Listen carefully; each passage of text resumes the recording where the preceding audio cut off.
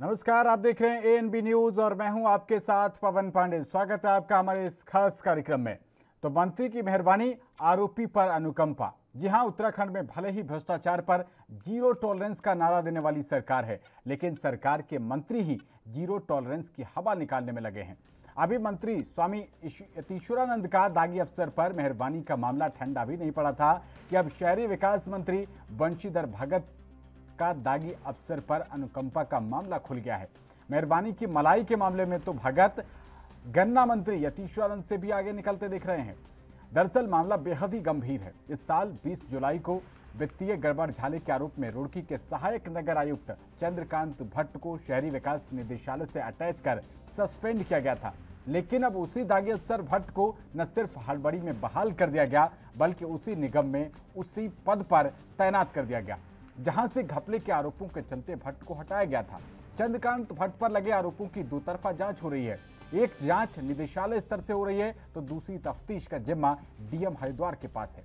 आपको बता दें कि इससे पहले पिछले सप्ताह गन्ना मंत्री स्वामी यतीश्वरानंद आरोपी पर अनुकंपा को लेकर सुर्खियों में थे। मंत्री जी ने पहले विभाग के अफसर आरके सेठ को भ्रष्टाचार के आरोप में सस्पेंड किया और फिर जांच पूरे हुए बगैर ही तरक्की का तोहफा देकर सितारगंज चीनी मिल का जीएम बना दिया। मंत्री जी के निर्णय की खूब नुक्ताचीनी हुई, लेकिन सेठ को दी हुई सौगात वापस नहीं हुई। अब बारी शहरी विकास मंत्री बंशीधर भगत की थी। उन्होंने भी दागी अफसर की नकेल कसने के बजाय नरमी दिखाने का फैसला किया और गंभीर वित्तीय अनियमितताओं के आरोप में फंसे रुड़की नगर निगम के सहायक नगर आयुक्त चंद्रकांत भट्ट को पहले सस्पेंड कर निदेशालय से अटैच कर दिया गया था।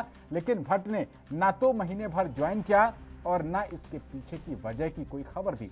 लिहाजा भट्ट को सस्पेंड कर दिया गया। लेकिन अचानक भट्ट पर मंत्री जी मेहरबान हो गए और उसी निगम में उसी पद पर तैनाती का तोहफा दे दिया, जहां भट्ट पर भ्रष्टाचार के आरोप लगे थे।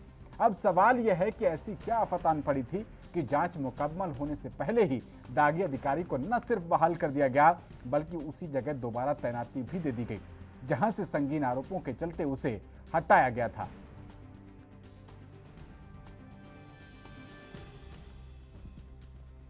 देखिए, मेरा तो काम हमेशा रहा है कि जब भी मैं कुर्सी पर बैठूँ तो कुर्सी के साथ न्याय करूँ, और मैंने हमेशा ये कोशिश की है। तो इस बीच में मैं निदेशालय में संबद्ध था, मैंने वहाँ अपनी सेवाएं दी हैं। अब मुझे दोबारा शासन से निर्देश हुए हैं कि मैं यहाँ कर अपनी सेवाएं दूँ। तो मैं कोशिश करूँगा कि पूरे समन्वय के साथ और जितना मेरे अंदर जो अनुभव मैंने लिया है नगर निगम का, उसका लाभ नगर निगम को मिले, शहर की जनता को मिले, सभी वार्डों को मिले। बड़ा देखिए, ये हो सकता है कि मैं अपने कोशिश करता हूँ कि मैं पूरी शिद्दत से काम करूँ और उसके प्रति इनका लगाव हो, उनका उसके प्रति एक मान हो, जो मेरे वापस आने में इनका विश्वास हुआ हो, तो मैं कोशिश करूँगा उस विश्वास पर खड़ा होता आपके ये तो कहना मेरे लिए उचित नहीं है, क्योंकि पूरी एक नगर निगम में एक व्यवस्था है, पूरी टीम है, जिसमें बहुत सारे अधिकारी कर्मचारीगण होते हैं, मिलकर काम करते हैं। मैं अच्छा काम करता हूँ। राजनीतिक विषय से तो मेरा कोई सरोकार नहीं है। मैं तो केवल प्रशासनिक दृष्टिकोण से देखूंगा कि मुझे जो आदेश हुआ मैंने उसका पालन किया। अब मुझे फिर आदेश हुआ है नगर निगम की सेवा करने का, तो मैं उसमें कोशिश करूँगा कराऊंगा। वित्तीय अनियमितताओं की कोई जांच नहीं चल रही है, कोई जांच के कारण उनको नहीं हटाया गया है। उनको वहाँ के मेयर और पार्षदों के विरोध के कारण हटाया गया था। आज सारे मेयर और सारे पार्षद, दोनों विधायक लिख के दे चुके हैं कि साहब हम इससे संतुष्ट हैं। इसको सब समर्थन कर रहे हैं इस बात का कि उसको वहाँ भेज के अच्छा किया। ये एक आध आदमी है जो बीच में इस प्रकार की बात कर रहा है, बाकी वहाँ बकायदा मेयर ने भी, सभासदों ने भी माला पहनाकर उसका स्वागत किया है। मैं उसके आपको फोटो दिखा सकता हूँ। कोई एक व्यक्ति का बता दें कि मेरी पार्टी का है और उसका खिलाफ कर रहा है। विपक्ष का काम कहने का है, वो कर रहा है, तो मैं उसके नहीं, मेरी पार्टी का कोई नहीं कर रहा। उस नगर निगम मेरी तरफ से नहीं, प्रशासन की तरफ से मिली है। कोई जांच मेरे दिमाग में कोई जांच नहीं, तो जांच करेंगे। जांच करना चाहिए, अभी तक क्यों नहीं किया उन्होंने जांच? का जो जुमला है, जीरो टॉलरेंस वाली सरकार हमारी चल रही है, तो पूरे 4.5 साल हो चुके हैं। कौन सी जीरो टॉलरेंस की सरकार चल रही है? हर विभाग में तो भ्रष्टाचार पकड़ा जा रहा है। आपका श्रम विभाग ले लीजिए, नगर निगम ले लीजिए, कोई भी ऐसा विभाग ले लीजिए जहाँ पर भ्रष्टाचार नहीं है। आप श्रम विभाग का भी देख लीजिए, सत्याल जी को अभी हटाया उस पद से। हरक सिंह जी ने उनके खिलाफ एक अलग से मोर्चा खोला हुआ था। इतना बड़ा भ्रष्टाचार श्रम विभाग में हुआ कि उनकी साइकिलें उनकी किट तमाम जंगलों में पाई गई। तो ये भ्रष्टाचार नहीं तो और क्या है। नगर निगम रुड़की का इतना बड़ा जो आपने किया, उस नगर आयुक्त को जो वहाँ की थी उनको आपने सस्पेंड करा, एक खाली ढकोसला किया आपने, और जांच के नाम पर आपने दोबारा उसी सीट पर अगर उनको बिठा दिया है तो जीरो टॉलरेंस की सरकार है कहाँ? कि पूरे राज्य में नहीं बल्कि पूरे देश के अंदर जीरो टॉलरेंस की सरकार नहीं है। कहीं ना कहीं भ्रष्टाचार की बू आती है बार बार। एक तरफ तो आप कहते हैं कि जीरो टॉलरेंस की सरकार से भ्रष्टाचार मुक्त इस देश और प्रदेश को बनाएंगे, और दूसरी तरफ आप भ्रष्टाचार में लिप्त उन अधिकारियों को।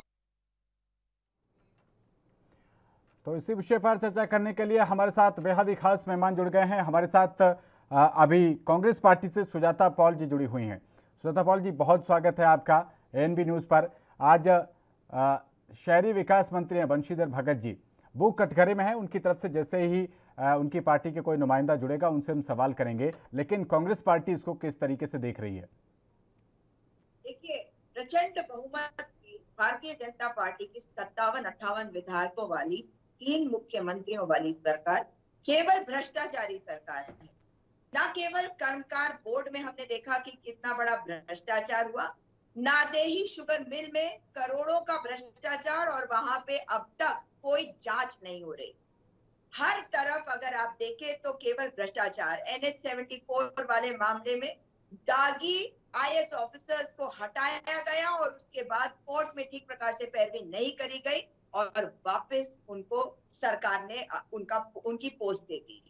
कर्मकार बोर्ड में कितना बड़ा घोटाला, करोड़ों का घोटाला, और हटा दिया गया वहां से हरक सिंह रावत जी को प्रथम मुख्यमंत्री TSR-1 के द्वारा, और उसके बाद दोबारा से ले आए उन लोगों को जिन लोगों को हरक सिंह रावत जी चाहते हैं, क्योंकि उन्होंने दबाव की राजनीति खेली। वे गए मिलने अमित शाह से।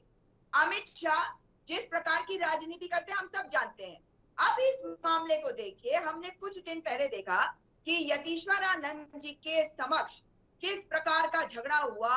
वहां के विधायक के जो प्रतिनिधि है उनके और मेयर गौरव गोयल के बीच में किस तरह से झगड़ा हुआ।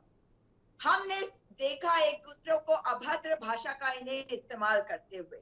मगर चोर चोर मौसेरे भाई, जब चोरी करेंगे तो साथ में तो ये आएंगे। पहले हटाते हैं फिर वापस लाते हैं। पहले मेयर और पार्षद खिलाफत करते हैं, फिर इनको ऊपर दबाव की राजनीति करी जाती है और उन्हें शायद ये कहा जाता है वापस आओगे तो वो करना जो हम कहेंगे। ये है भ्रष्टाचार। जो भ्रष्टाचार उन्होंने किया, जिसकी वजह से हटाया गया, अब वहां के मेयर और पार्षद उनसे भ्रष्टाचार करवाएंगे और पैसा कमाएंगे। चुनाव आने वाले हैं, पैसा तो इकट्ठा करना ही है ना। और बंशीधर भगत किस मुंह से इस बात को कह रहे हैं? ये वही बंशीधर भगत हैं जिनको पता ही नहीं होता कि उन्हें क्या कहना। इन्होंने कहा था कि 3 नहीं हम 10 मुख्यमंत्री देंगे। ये वही है जिन्होंने हमारी नेता स्वर्गीय इंदिरा हृदयेश जी के बारे में अपशब्दों का इस्तेमाल किया। ये वही बंशीधर भगत है जो अपनी सरकार के विरुद्ध कुछ दिन पहले बैठ गए थे धरने पर, यदि आपको याद होगा, हल्द्वानी में। तो आज जो ये सरकार कर रही है वो बताता है कि ये केवल भ्रष्टाचारी सरकार है। जो भ्रष्ट अधिकारी है, भ्रष्ट लोग हैं, उनका संरक्षण करती है, क्योंकि इन्हें पैसे कमाने की लालसा है, लोलुपता है। सत्ता में बने रहने के लिए क्या हमने इसलिए इनको चुना था? क्या सत्ता में बने रहने के लिए क्या ये काम करेंगे कि ये जनता का पैसा लूटेंगे? ये जनता देख रही है और सब समझ रही है। समय आने पर जवाब दिया जाएगा। मगर मुख्यमंत्री पुष्कर सिंह धामी जी बताएं कि जो कुछ हो रहा है रुड़की में, उसकी जवाबदेही क्या वो तय करेंगे या इस बार भी जलेबी की तरह गोल गोल घुमा के बातों को इधर से उधर करके दबाएंगे? लेकिन सुजाता पॉल जी, बंशीधर भगत का हमने अभी बयान चलाया, वो तो कह रहे थे कि कोई वित्तीय अनियमितता का केस नहीं चल रहा था, और जब उनको तैनाती दोबारा दी गई, हम भी वो स्क्रीन पर तस्वीरें दिखा रहे हैं, तो वहां के लोग उनको फूल मालाओं से स्वागत कर रहे हैं। जी, तो आप मुझे ये बताइए कि इनको हटाया क्यों गया था? जांच हुई, क्या पाया गया? लोगों ने अपनी कंप्लेंट दी और कंप्लेंट वापस ले ली। तभी तो कह रही हूँ भ्रष्टाचार और दबाव की राजनीति हो रही है ना, कि जिन भ्रष्टाचारियों को इन्होंने हटवाया, अब उन्हें वापस अगर उस जगह पे बैठाया है, इसका मतलब है कि आप उनसे ये पैसा कमाएंगे। ये है भ्रष्टाचार। और बंशीधर भगत अगर मंत्री हैं तो उन्हें अपने पद की गरिमा नहीं पता, उन्हें पता नहीं कि कोई एक प्रक्रिया होती है इस देश में, या ये संघियों के ढांचे पे चलेगा कि कोई प्रक्रिया नहीं, कोई संविधान नहीं, जिसको जी में आया डराओ धमकाओ हटाओ, उसके बाद डराओ धमकाओ वापस लाओ और पैसे कमाओ। ये है तरीका भारतीय जनता पार्टी का। भाजपा को बताना होगा इसे लूटने का काम ये क्यों कर रहे हैं। ये जनता का पैसा है जिसके बदौलत ये अधिकारी बैठते हैं, पैसा है जिससे इनको इनकी तनख्वाहें मिलती है। तो आज अगर किसी के साथ अन्याय हो रहा है तो वो राज्य की जनता के साथ, और ये नहीं सहेगा उत्तराखंड। देख रहा है उत्तराखंड और इनको सजा मिलती रहेगी, क्योंकि है कि ये केवल घुमा फिरा के भ्रष्टाचारियों के साथ खेल खेल रहे हैं, क्योंकि उन्हीं भ्रष्टाचारियों से इन्हें पैसे कमाने। तो बंशीधर भगत कैसे कह देंगे इनके विरुद्ध कुछ? आज अगर ये कह रहे हैं कि इनके खिलाफ कोई कंप्लेन नहीं है, तो बताएं कि पहली कंप्लेन कैसे आई, क्यों इनको हटाया गया? जवाब दे देते। वो कह रहे हैं जी मेरी पार्टी से कोई नहीं है, विपक्ष बोल रहा है। तो विपक्ष जो बोल रहा है वो सवाल है, विपक्ष के सवालों का जवाब इस सरकार को देना पड़ेगा। क्या बंशीधर भगत को ये नहीं पता कि मंत्री होने के नाते जवाब देने का काम इन्हीं बंशीधर भगत को देना होगा? सरकार में बैठे होने का मतलब ये नहीं कि अगर विपक्ष हम कहेंगे कि विपक्ष तो कुछ भी कहे हम सुनेंगे नहीं। उनका काम है बोलना, उनका काम है बोलना, दबाव डालना और सही चीजों को कराना। और सरकार का काम है कि कहीं गलत हुआ है तो विपक्ष की बातों को सुनना, उस पर कार्रवाई करना और निष्पक्षता से करना, ताकि जनता के साथ, उत्तराखंड के साथ अन्याय न हो। लेकिन सुजाता पॉल जी, आपके जो शीर्षस्थ नेता हैं हरीश रावत जी, वो तो पंजाब के झगड़े को सुलझाने में लगे हुए हैं। आप अगर इसका पॉलिटिकल माइलेज ले भी पाएंगे तो किस तरीके से ले पाएंगे? आपका जो रायता फैला हुआ चल रहा है, आपके लोग तो उसी को समेटने में लगे हुए हैं। और कहीं ना कहीं आपको भी लगा कि हरीश रावत के चेहरे पर सरकार नहीं आ सकती, इसलिए आपने दलित सीएम की बात उत्तराखंड में भी दोहरा दी। देखिए, जहां तक दलितों की बात है तो आप दलित की, क्या हम कल्याणकारी राज्य नहीं? क्या आप नहीं चाहते कि कोई दलित आगे आए? हम सब चाहते हैं कि हमारे समाज में, हमारे देश में जो कमजोर तबका है वो आगे आए। क्यों? क्योंकि अगर वो आगे आएगा तो ये देश बढ़ेगा। जो सबसे कमजोर होता है, जब तक, देखिए मैं एक अध्यापिका हूँ और मैं जानती हूँ कि जब एक कक्षा को पढ़ाती हूँ तो जो सबसे कमजोर होता है बच्चा, अगर मैं उसको आगे ले आऊंगी तो पूरी कक्षा की जो स्पीड होती है वो बढ़ती है। इस राज्य की स्पीड को बढ़ाने के लिए अगर किसी पिछड़े समाज के व्यक्ति को आगे लाया जाएगा तो इसका स्वागत किया जाना चाहिए, मगर वो एक अलग विषय है। और आज जो कुछ हो रहा है वो सरकार से सवाल पूछने की बात है। इसमें हरीश रावत अगर बिजी है पंजाब में, उनसे क्या लेना देना इस मामले का? हम है ना सवाल करने के लिए। हमारी पार्टी एक व्यक्ति से नहीं, हम सबसे चलती है। हर व्यक्ति का एक अलग काम है, हर एक को एक अलग जिम्मेदारी दी गई है। और मैं आपसे बैठ के पूछ रही हूँ, आज मेरे बहुत सारे साथी गांव-गांव भ्रमण कर रहे हैं, मैं नहीं गई हूँ, तो मैं यहाँ बैठ के आपके सवालों का जवाब दे रही हूँ। तो इसमें आप इस बात को समझिए कि यही संघीय ढांचा होता है, यही जिम्मेदारी होती है। और हर नेता जो है वो सक्षम होगा जिस चीज के लिए वो कार्य करेगा। तो जहां तक हरीश रावत जी की बात है, बंशीधर भगत जो बात कह रहे हैं उसमें हरीश रावत कैसे आते हैं? मेरा सवाल है, मैं उत्तराखंड की जनता हूँ, उत्तराखंड की आवाज हूँ। अब बताइए सरकार, मेरे सवालों का जवाब दे ये सरकार। ठीक है सुजाता पॉल जी, यहाँ पर एक छोटे से ब्रेक के लिए रुक रहे हैं और ब्रेक के बाद चर्चा लगातार जारी है। बने रहिए एएनबी न्यूज के साथ।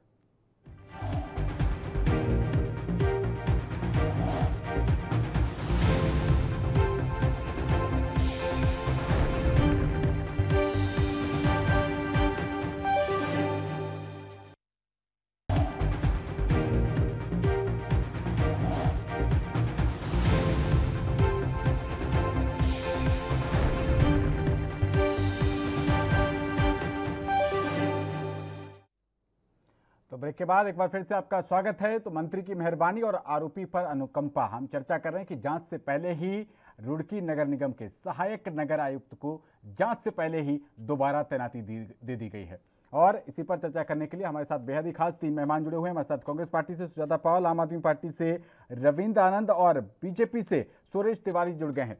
सुरेश तिवारी जी, ये ऐसा क्यों? जांच पूरी नहीं हो पाई और पहले ही आपने उसको दोबारा से तैनाती दे दी, वो भी उसी जगह पर जहां पर उनके ऊपर अनियमितताओं के आरोप लगे। सुरेश जी। हेलो जी सुरेश जी। हेलो जी बोलिए, फर्स्ट क्लास आवाज आ रही है आपकी। आवाज आ रही है? सुरेश जी जवाब दीजिए, सुन पा रहे हैं आप मुझे? हाँ बताइए, सवाल कीजिए। सुरेश जी, जो आपके रुड़की नगर निगम के सहायक नगर आयुक्त हैं, जिनके ऊपर अभी जांच पूरी नहीं हो पाई, उससे पहले ही बात ये चल रही है कि बंशीधर भगत की मेहरबानी से उनको दोबारा से तैनाती दे दी गई, वो भी उसी जगह पर जहां पर उनके ऊपर अनियमितताओं के आरोप लग रहे थे। देखिए, अनियमितताओं के आरोप का यहाँ सवाल है। अभी माननीय मंत्री जी ने, क्योंकि माननीय मंत्री जी विभागीय मंत्री हैं, उन्होंने अपने बयान में पूरी तरीके से मामले को पूरी तरीके से साफ कर दिया है कि किसी भी प्रकार की अनियमितताओं के आरोप में नगर सहायक आयुक्त को नहीं हटाया गया था। फिर सस्पेंड क्यों किया है सर उनको? और वहाँ के पार्षदों की शिकायत के आधार पर निलंबित किया गया था। और जब साफर में बातचीत हो रही, वहाँ के मेयर साहब ने, वहाँ के कई पार्षद दलों ने लिख करके दिया तो उनको बहाल कर दिया गया। कोई ऐसी कोई उसमें विशेष बात नहीं है। अनियमितताओं वाला मामला कहीं से कहीं तक नहीं है। अच्छा, अनियमितताओं वाला कोई मामला नहीं है।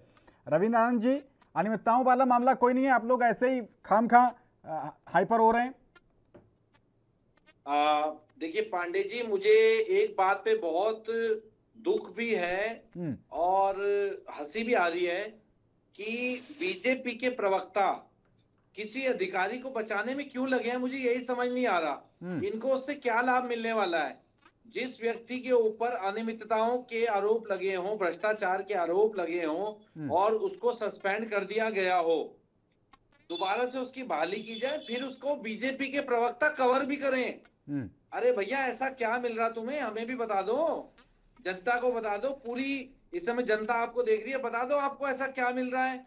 और ये उसका हाल है जिस प्रदेश को ये कहा जाता है कि अधिकारी अपनी चलाते हैं, अधिकारी मंत्रियों विधायकों की नहीं सुनते।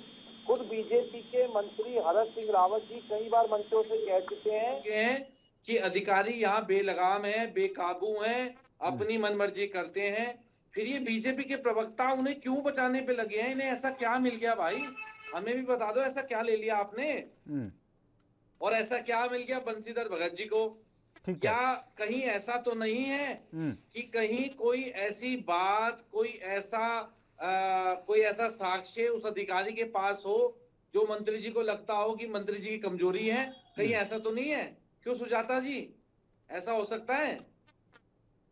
मेरे को ये लगता है आनंद जी कि यहाँ पे ये जानते हैं कि ये भ्रष्ट अधिकारी है। 24 अगस्त को इनको ये सस्पेंड करते हैं, निदेशालय से अटैच कर देते हैं। 3 सितंबर को इनको दोबारा से बहाल कर देते हैं, इसलिए क्योंकि जानते हैं कि भ्रष्ट अधिकारी पैसा कमा के इनको देगा, ये है कारण।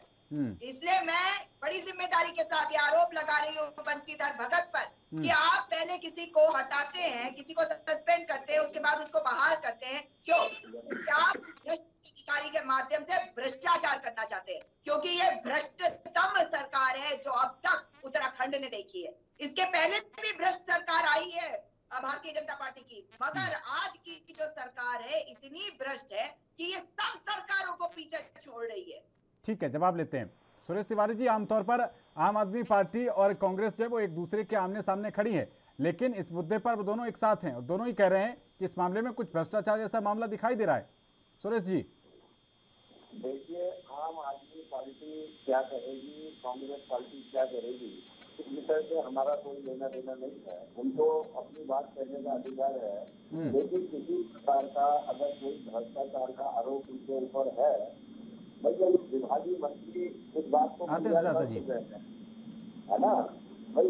आम आदमी पार्टी क्या करेगी, कांग्रेस क्या करेगी, उसका जवाब देना हमारा काम नहीं है। उसका काम है सवाल पूछना, हमारा काम है सवाल का जवाब देना। किसी प्रकार की जो अनियमितताओं की बात आई है, अगर कोई विशिष्ट में कोई अनियमितता हुई हो, कोई किसी प्रकार की, अब पहले से तो आप किसी के ऊपर भी आरोप लगा सकते हैं, है ना। भाई आरोप तो आप किसी का भी नाम लेकर कह सकते हैं। आप किसी अधिकारी का बचाव क्यों कर रहे हैं भाई साहब? मेरा सवाल तो ये है कि आप बचाव क्यों कर रहे हैं? आपको ऐसा क्या मिल गया है, आप बचाव क्यों कर रहे हैं भाई? देखो भाई जी, हमको आपको जवाब देने का, मैं तो भाई चैनल पर आया हूँ, चैनल का जो मुझसे सवाल पूछा गया मैं उसका जवाब दे रहा हूँ। मैं बचाव क्यों कर रहे हो भाई?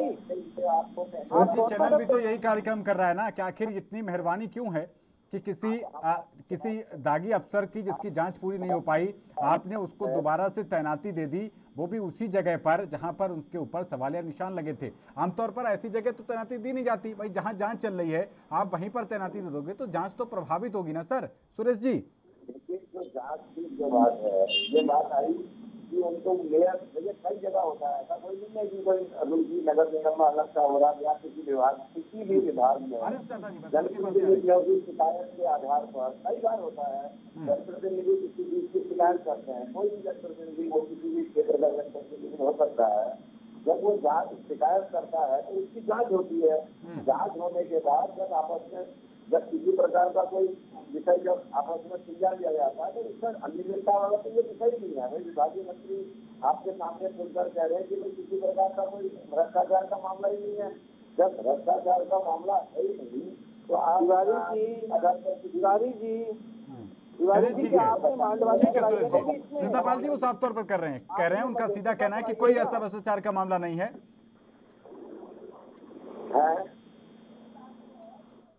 मंत्री जी किसी को सस्पेंड करेंगे उसके बाद बिना जांच की रिपोर्ट के उसे बहाल कर देंगे। और तिवारी जी को मैं ये बताना चाहती हूँ कि इतनी हिमाकत ना करे, हम विपक्ष है, अगर हम सवाल उठा रहे हैं तो आप ये ना कहें, आपकी इतनी हिम्मत कैसे हुई है कहने की कि विपक्ष सवाल उठाए और हम सुनेंगे नहीं, वो जो करना चाहते करे। हम आपको कोई ये मिल्कियत नहीं मिली है, आपको ये कोई जमींदारी नहीं मिली है।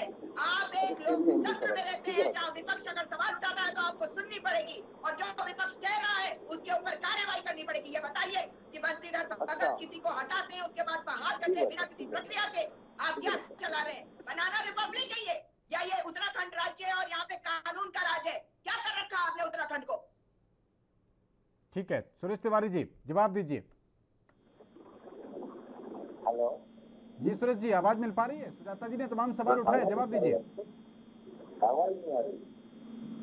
सुरेश तिवारी जी के पास आवाज नहीं पहुंच रही है, तकनीकी खामी के चलते शायद उनसे संपर्क नहीं हो पा रहा है, काफी लेट भी वो जुड़े थे। रविंद्र आनंद जी, किस तरीके से आप देखते हैं कि क्या आपका मुद्दा अब जो बिजली और तमाम फ्री की योजनाओं से लेकर हटकर अब भ्रष्टाचार भी इसमें एक और चीज ऐड होने वाली है?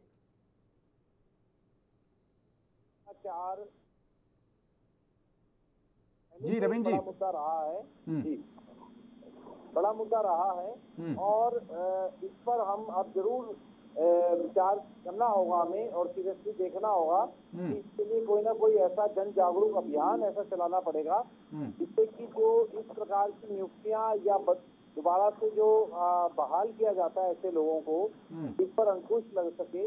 और एक बहुत बड़ी बात भी है कि ऐसे समय में जब सरकार 2 महीने की रह चुकी हो और आचार संहिता लगने वाली हो, ऐसे दागी अधिकारी को दोबारा से बहाल करना कहीं ना कहीं खुद मंत्री जी शक के घेरे में आते हैं कि ऐसी उनकी क्या मजबूरी रही कि उन्होंने इसको बहाल किया, क्योंकि उत्तराखंड में अधिकारियों की कमी तो है नहीं और बीजेपी के प्रवक्ता भी उनको बचाते हुए दिखाई दिए। तो कहीं ना कहीं बीजेपी की जरूर मुझे लगता है कि कोई दुखती रग उस अधिकारी के पास हो सकती है और उसने कहा हो कि अगर आपने मुझे बहाल नहीं किया तो मैं आपकी ये चीजें लीक कर दूंगा। मुझे ऐसा लगता है जरूर इसकी उनकी कोई दुखती रग है जो उस अधिकारी के हाथ में है और जिसके चलते उन्हें उसको बहाल करना पड़ा। ठीक है पांडे जी, चलिए बहुत शुक्रिया रवीन्द्र आनंद जी, सुजाता पाल जी और सुरेश तिवारी जी का भी इस कार्यक्रम में शामिल होने के लिए। लेकिन सवाल अभी भी बरकरार यही है कि आखिर जांच पूरी होने से पहले एक दागी अफसर को दोबारा उसी जगह पर तैनाती आखिर क्यों दे दी गई जहां पर जांच चल रही है? तो ऐसे मामलों में जांच प्रभावित होने का खतरा भी बरकरार रहता है। पल पल पर रहेगी एनबी न्यूज़ की नज़र। फिलहाल इस पेशकश में इतना ही। देश और दुनिया की तमाम अहम खबरों के लिए बने रहिए एनबी न्यूज़ के साथ। नमस्कार।